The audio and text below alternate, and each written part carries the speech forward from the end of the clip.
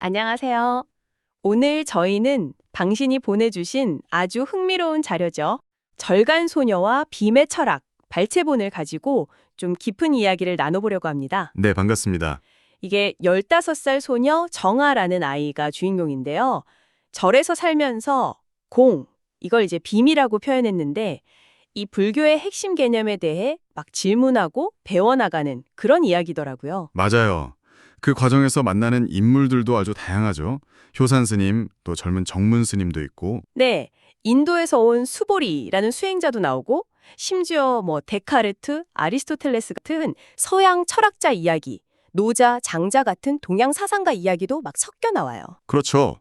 학교 친구들이나 무당까지 등장하면서 이야기가 아주 풍성해지죠. 그래서 오늘 저희의 목표는 이 정아의 시선을 따라서 이런 게 도대체 뭔지, 그리고 이게 뭐랄까, 자아, 현실, 삶의 의미 같은 아주 근본적인 질문들이랑 어떻게 연결되는지 한번 같이 파헤쳐 보는 겁니다. 네, 정화랑 같이 그 여정을 따라가 보는 거죠. 이게 그냥 추상적인 철학 얘기가 아니에요. 우리가 누구인지, 또 세상을 어떻게 봐야 하는지, 이런 아주 우리 삶과 직결된 질문하고 맞닿아 있거든요. 아마 당신도 살면서 정화랑 비슷한 그런 궁금증 한 번쯤에 품어보셨을 수도 있어요. 맞아요. 저도 읽으면서 나도 어릴 때 저런 생각했는데 싶더라고요. 그럼 정아의 첫 질문부터 시작해 볼까요? 좋습니다. 이야기가 태안 백화산 태어사라는 절에서 시작하죠. 정아가 마당에서 낙엽을 쓸다가 문득 이런 생각을 해요. 이 잎사귀의 진짜 모습은 저 푸릇푸릇할 때일까? 아니면 지금 이렇게 시들어서 떨어진 이 모습일까? 정말 소박한 질문 같지만 사실은 굉장히 철학적인 질문이죠. 존재의 본질을 묻는 거니까요. 네. 당신도 혹시 길 가다가 아니면 그냥 멍하니 있다가 이런 비슷한 생각 해보신 적 없으신가요? 그럼요. 누구나 그런 순간들이 있죠. 이 이야기의 재미있는 점 중 하나가 그런 정아의 평범한 사찰 일상, 청소하고 공양 준비하고 또 가끔 부산집에 있는 가족들 그리워하고 이런 모습이랑 그 사찰이라는 공간 자체가 주는 어떤 철학적인 분위기? 이게 묘하게 대비되면서 어우러진다는 거예요. 맞아요. 그러면서 이제 두 분의 스님을 만나게 되죠. 연륜이 깊으신 효산 스님, 그리고 아주 젊고 질문이 많은 정문 스님. 네. 정화가 이 낙엽 질문을 먼저 정문 스님한테 던지는데, 스님이 혼내시는 게 아니라 오히려 그 질문 자체를 칭찬해 주시더라고요. 그렇죠. 그러면서 법회 때 큰 스님께 한번 여쭤보자 이렇게 연결이 되죠. 네. 그리고 이제 법회 장면에서 효산 스님이 금강경의 그 유명한 구절이죠. 무소주 이생기심. 아, 네. 응당 머무는 바 없이 그 마음을 내라. 바로 이 가르침을 설명하시면서 처음으로 즉 빔에 대한 이야기를 꺼내십니다. 여기서 이제 아주 중요한 포인트가 나오죠. 효산 스님이 공이라는 게 단순히 그냥 비어있다, 아무것도 없다, 이런 뜻이 아니라고 딱 짚어주시잖아요. 네, 그게 중요하죠. 오히려 어떤 고정된 실체가 있는 게 아니라 모든 것은 인연 따라서 끊임없이 생겨나고 변하고 또 사라진다. 그 상태 자체를 의미한다고 설명하세요. 예를 들면 어떤 거죠? 그 책에서도 나오지만 강물 비유가 좋죠. 강물이 계속 흘러가잖아요. 그러니까 이것이 강물이다 하고 딱 고정해서 잡을 수가 없다는 거예요. 모든 건 변하니까. 이게 핵심입니다. 아, 그렇군요. 모든 것은 변한다. 네. 그런데 바로 그 지점에서 젊은 정문 스님이 아주 날카로운 질문을 던집니다. 맞아요. 저도 이 부분이 되게 인상 깊었어요. 스님, 근데 저희 다 지금 이렇게 법당에 앉아 있는 것, 이것도 머무름 아닙니까? 그리고 깨달음을 얻겠다고 마음먹는 것조차도 일종의 집착이 아닐까요? 와, 정말 전국을 찌르는 질문이죠. 그렇죠. 사찰이라는 곳이 그냥 조용히 가르침만 받는 곳이 아니라 그 안에서도 이렇게 치열하게 질문하고 토론하는 그런 지적인 탐구가 계속 이루어지고 있다는 걸 보여주는 장면이죠. 네. 여기에 대한 효산 스님의 답변도 참 인상적이었어요. 연꽃 비유를 드셨죠? 네. 진흙 속에서 피어나지만 그 더러움에 물들지 않는 마음은 어디에 있든 집착 없이 깨어 있을 수 있다는 그런 설명. 그리고 더 직접적으로 공을 느끼게 해주는 장면이 있었어요. 목탁을 탁 치시는 거. 아, 맞아요. 그 소리. 네. 그 목탁 소리가 분명히 있었죠. 색, 즉 형상이 있었어요. 그런데 지금은 어때요? 사라졌죠. 공이에요. 하지만 그 소리가 사라진 빔의 상태가 아무것도 없는 허무가 아니라 오히려 그 소리가 존재할 수 있었던 바탕, 그 가능성의 공간이라는 거죠. 아, 그러니까 공이 있기 때문에 색이 있을 수 있고 또 색은 결국 공으로 돌아간다. 이게 바로 공즉시색, 색즉시공. 아니지, 색즉시공이죠. 네, 맞습니다. 색즉시공, 공즉시색. 그리고 그 소리가 생겼다가 사라지는 게 정말 한순간이잖아요. 그렇죠. 찰나죠. 네, 그 찰나성, 생성과 소멸이 끊임없이 동시에 일어난다는 것도 보여주는 아주 멋진 비유였어요. 와, 목탁 하나로 그렇게 깊은 뜻을. 그러다가 이제 인도에서 온 수행자 수보리가 등장하면서 이야기가 또 새로운 국면으로 접어들어요. 네, 금강경에 나오는 부처님 제자랑 이름이 같아서 정화가 막 신기해하죠. 맞아요. 이 수보리가 정화에게 정말 근본적인 질문을 던지죠. 나는 누구인가? 낡은 노쇠 거울을 가져와서 비춰보게 하면서요. 네, 거울 속에 비친 모습이 진짜 너일까? 네가 오른손을 들면 거울 속 너는 왼손을 드는데 생각해보니 그러네요. 그리고 한 걸음 더 나아가죠. 5년 전에 너랑 지금의 너는 과는 같은 사람이니 당신이라면 뭐라고 답하시겠어요? 글쎄요. 같다고 해야 하나 다르다고 해야 하나 어렵네요. 바로 이 지점에서 이제 서양 철학의 거두죠. 데카르트 이야기가 나옵니다. 나는 생각한다, 고로 존재한다. 코기토 엘고슴. 코기또 에르고슴. 네, 데카르트는 세상 모든 걸 다 의심해봤지만 그렇게 의심하고 있는 나, 즉 생각하는 나의 존재만큼은 부정할 수가 없다고 봤어요. 이 생각하는 주체, 즉 정신이야말로 가장 확실한 존재의 근거라고 본 거죠. 생각하는 내가 존재의 핵심이다. 그렇죠. 그런데 수보리는 여기서 전혀 다른 관점을 제시합니다. 바로 불교의 무아 사상이죠. 무아. 나라는 게 없다. 정확히는 나라고 할 만한 고정되고 변치 않는 실체, 그런 건 없다는 거예요. 우리가 보통 나라고 철석같이 믿는 것들을 5가지 요소로 분해해서 보여주죠. 오온이라고. 오온. 몸, 색, 느낌, 수, 생각, 상, 의지, 행, 의식, 식. 이 5가지. 네.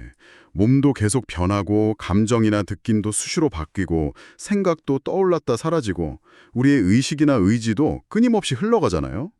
이 5가지 중에 영혼이 똑같은 건 하나도 없다는 거예요. 그러니 불변하는 나라는 실제는 찾을 수가 없다. 이게 무아의 핵심 설명이죠. 와, 데카르트랑은 정말 정반대네요. 여기가 진짜 재미있는 지점이에요. 한번 이렇게 생각해 보세요. 데카르트는 마음이라는 거울에 비친 이미지들, 그러니까 생각들에 집중했어요. 내가 생각을 하고 있네? 그럼 나는 존재하네? 이렇게요. 네. 그런데 부처님 혹은 불교의 관점은 그 이미지들을 비추고 있는 거울 자체의 본성에 주목한 거예요. 그 거울이 텅 비어있기 때문에 깨끗하기 때문에 뭐든지 비출 수 있는 거 아니냐? 그 텅 빈 속성, 그 공한 마음에 주목한 거죠. 오, 비유가 확 와닿는데요. 거울에 비친 상이냐, 거울 자체냐. 그렇죠. 누가 맞고 틀리다의 문제가 아니라 뭐랄까 현미경으로 세포 하나하나를 들여다보느냐 아니면 망원경으로 우주 전체를 조망하느냐 그런 관점의 차이라고 볼 수 있어요. 결국 나라는 것을 어떤 고정된 실체로 볼 게 아니라 끊임없이 변화하고 흘러가는 하나의 과정, 프로세스로 이해하게끔 이끌어주는 거죠. 이 관점의 전환이 정말 중요합니다. 네, 나는 과정이다. 근데 이렇게 심오한 이야기를 배우고 학교에 돌아갔더니 정하는 친구 준호한테 아주 현실적인 태클을 받죠. 그렇죠. 야, 너 절에서 이상한 거 배운다며. 그거 배워서 뭐하냐? 시험에 나오냐? 돈 벌 수 있어? 이런 거죠. 딱 요즘 애들 말투죠. 수학, 과학, 코딩, AI 이런 쓸모있는 공부나 하라고. 아휴, 듣기만 해도 압박감이. 근데 이게 비단 정화만의 고민은 아닐 거예요. 당신도 이런 현실적인 쓸모의 문제랑 좀 더 깊은 탐구 사이에서 갈등해 본 적 있으시죠? 그럼요. 누구나 겪는 딜레마죠. 수보리가 이 준호의 질문에 대해서도 여러 각도에서 아주 지혜롭게 답변을 해줍니다. 네, 그 부분도 흥미로웠어요. 우선 서양 철학의 아버지격인 아리스토텔레스를 소환하죠. 아리스토텔레스는 모든 학문의 최종 목적지는 결국 행복, 에우다이모니아라고 봤거든요. 그리고 인간이 누릴 수 있는 최고의 행복은 바로 진리를 탐구하고 사유하는 것, 즉 관조, 세어리아에 있다고 했어요. 관조. 네. 그러니까 얼핏 보면 아무 쓸모 없어 보이는 철학 공부야말로 사실은 인간을 가장 행복하게 해주는 가장 궁극적으로 쓸모 있는 활동일 수 있다는 거죠. 역설적이지만요. 오, 철학이 최고의 행복을 위한 가장 쓸모있는 공부다. 재미있는 발상인데요. 그리고 이어서 동양의 지혜, 장자 이야기도 꺼냅니다. 아, 그 유명한 무용지용. 네, 쓸모없음의 쓸모. 너무 구불구불 자라서 제목으로 쓸모없어 보이는 나무가 오히려 베이지 않고 오래도록 살아남는다거나. 맞아요. 수레바퀴도 가운데 빈 공간, 국이 있어야 축을 끼워 굴러갈 수 있고 컵이나 집도 그 안에 빈 공간이 있어야 뭔가를 담거나 사람이 살 수 있는 거죠. 그렇죠. 바로 그 비어있음, 즉 공이 곧 쓰임, 용이 된다는 역설. 이 장자의 이야기는 준호에게도 꽤나 큰 충격을 주는 것 같더라고요. 네, 단순히 그런 철학적인 답변뿐만 아니라 실제로 공부가 현실적으로 도움이 되는 측면도 이야기해주죠. 맞아요. 마음이 막 복잡한 생각으로 가득 차 있는 것보다 좀 비워져서 고요하고 평온할 때 오히려 집중력이 확 올라가서 공부도 더 잘 되고 창의적인 아이디어 같은 것도 잘 떠오른다. 뭐 이런 거죠. 스티브 잡스가 명상을 엄청 즐겨했고 구글 같은 회사에서도 직원들 대상으로 명상 프로그램을 운영한다. 이런 실제 사례들도 나오고요. 네. 그러니까 내면의 빔을 잘 가꾸는 것이 오히려 현실적인 성취나 성공에도 도움을 줄 수 있다는 걸 보여주는 거죠. 너무 분리해서 생각할 필요가 없다는 거예요. 균형이 중요하군요. 맞습니다. 핵심은 균형이에요. 현실적인 지식 습득과 내면의 지혜를 쌓는 것. 이 두 가지가 서로를 방해하는 게 아니라 오히려 함께 갈 때 더 큰 시너지 효과를 낼 수 있다는 거죠. 물론 당장의 쓸모를 떠나서 진리 자체를 알아가는 그 기쁨과 가치, 이것도 절대 무시할 수 없고요. 네. 그런데 여기서 준호가 또 한 단계 더 나아가죠. 네, 이 친구 아주 탐구심이 생겼어요. 혼자서 불교의 4대 개념, 그러니까 세상 만물이 땅, 지, 물, 수, 불, 화, 바람, 풍, 이 4가지 원소로 이루어져 있다는 걸 찾아보고는 질문을 던져요. 근데 왜 공은 이 4가지 원소에 포함이 안 돼요? 와, 진짜 예리하지 않나요? 정말 예리하죠. 저도 깜짝 놀랐어요. 거기에 대한 수보리의 설명이 또 기가 막힙니다. 어떻게요? 공은 지수화풍처럼 어떤 구체적인 성질을 가진 물질적인 원소가 아니라는 거예요. 오히려 그 4가지 원소들이 나타나고 변화하고 사라질 수 있는 근원적인 바탕 혹은 무대와 같다고 설명해요. 아, 배우, 지수, 화풍, 공. 그렇죠. 개어들이 춤추고 연기하려면 빈 무대가 있어야 하잖아요. 그 무대 자체인 셈이죠. 근데 이 설명이 놀랍게도 현대 물리학에서 말하는 진공의 개념과 아주 비슷해요. 오, 그래요? 네, 현대 물리학에서 진공은 정말 아무것도 없는 텅 빈 상태가 아니라 끊임없이 미립자들이 생겨났다가 사라지는 엄청난 에너지가 잠재된 장, 필드로 보거든요. 소위 진공 요동이라고 부르는데 와, 진공이 텅 빈 게 아니다. 그렇죠. 비어있는 듯 보이지만 사실은 모든 것을 품고 있고 모든 것을 가능하게 하는 잠재력의 공간. 이게 바로 색즉시공, 공즉시색의 심오한 의미와도 딱 연결되는 지점이죠. 이야, 불교의 지혜가 현대 과학과 만나는 지점이네요. 정말 흥미로운데요? 그리고 논의가 시간 개념으로까지 확장되죠. 네. 우리가 보통 시계로 재는 물리적인 시간, 1분, 1시간 이렇게 똑같이 흘러가는 시간 말고요. 우리가 주관적으로 경험하는 시간은 좀 다르잖아요. 그렇죠.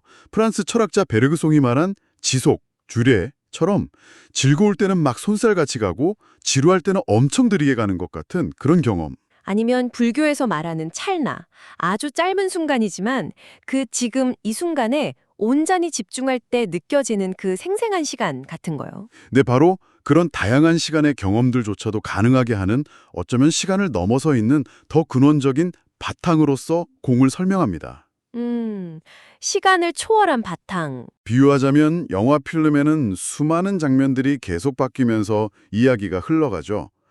그 변화하는 장면들이 시간 속의 경험이라면 그 장면들을 비춰주는 스크린 자체는 변하지 않는 바탕이잖아요. 공은 바로 그 스크린과 같다는 거예요. 모든 시간적인 변화, 생멸을 다 품고 있으면서도 그 자체는 시간에 묶여있지 않은 와, 스크린 비유 좋네요. 그런 근원적인 차원으로 이해해 볼 수 있다는 거죠. 이야기가 점점 더 깊어지네요. 그러다가 정화가 한문학자 김문종 교수님을 만나면서 우리가 쓰는 말, 특히 한자 속에도 이런 철학적인 의미가 담겨 있다는 걸 알게 되죠. 네, 그 부분도 재밌었어요. 우리가 그냥 다 비어 있다는 뜻으로 뭉뚱그려서 쓰는 글자들이 있잖아요. 빌허, 쉬, 빌공, 공, 없을 무, 우 같은 거. 네. 근데 사실은 그게 다 미묘하게 다른 뉘앙스를 가지고 있다는 거죠. 특히 공이라는 글자가 위에 구멍 혈이 있고 밑에 장인공, 공이 있잖아요. 아, 맞아요. 그렇게 생겼죠. 그래서 이게 단순히 텅 빈 게 아니라 어떤 구조를 가진 쓸모 있는 빈 공간을 의미한다는 설명이 나와요. 예를 들어 동굴을 사람이 살 수 있게 다듬는다는 의미로 해석할 수도 있고요. 아, 그러고 보니 아까 장자 이야기에서 나왔던 수레바퀴의 빈 공간이나 집의 빈 공간, 그런 쓸모 있는 빈 공간과 딱 통하는데요. 정확합니다. 언어 자체가 이미 그런 지혜를 담고 있었던 거죠. 그리고 또 당나라 시인 왕유의 시, 중리관 이야기도 나오잖아요. 네, 상조라는 개념. 이 부분이 참 아름답다고 생각했어요. 시의 마지막 구절, 명월 내 상조. 이걸 보통 밝은 달이 와서 나를 비춘다 이렇게 해석하는데 김문정 교수님은 밝은 달과 내가 서로를 비춘다라고 해석하시죠. 상이 서로 상이니까요. 와, 서로 비춘다. 느낌이 확 다른데요? 그렇죠. 주체인 나와 객체인 달이 분리된 게 아니라 서로 영향을 주고받으면서 하나로 어우러지는 거예요. 자연과 내가 둘이 아닌 경지, 무라일체라고 하죠. 공의 관점에서 보면 나와 세상이 별개가 아니라 본래 하나로 연결되어서 서로 영향을 주고받는다는 통찰과 정확히 맞닿아 있는 해석이죠. 시한인 구절의 그런 깊은 뜻이 이렇게 공에 대한 이해가 막 깊어지니까 정화가 이걸 이제 실제 삶에서 실천해 보려고 하더라고요. 네, 그게 중요하죠. 알미 삶으로 이어지는 것. 예를 들어서 교실 청소할 때 친구들이랑 이건 내 구역, 저건 내 구역 하면서 막 다투잖아요. 흔한 풍경이죠. 근데 정화는 그런 내 것 나누는 마음 대신에 그냥 묵묵히 같이 청소를 해요. 그러면서 나와 너를 가르는 그 경계가 좀 흐릿해지는 걸 경험하는 거죠. 어떻게 보면 그것도 공의 작은 실천이네요.